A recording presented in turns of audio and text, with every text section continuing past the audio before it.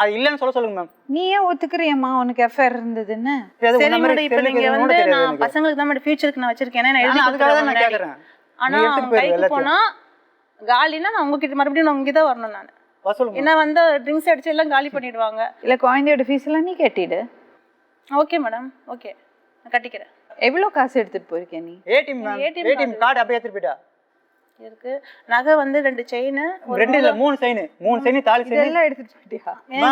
அங்க இருந்தா இருக்காது மேடம். அங்க எப்படி இல்லாம சொல்றேன். இவ்வளவு நாள் இருந்தது இல்ல மேம். இவ்வளவு நாள் இருக்கும்போது சண்டை போடும்போது எடுத்துட்டு போயிடுறா மேம். சண்டை போடும்போது எடுத்துட்டு போயிடுறா. 2 மூட்டை கட்டிக்கிறா மேம். மூட்டையில எல்லாமே எடுத்து. இப்ப Dress நான் என்ன மேடம் பண்ணிக்குமா? Dress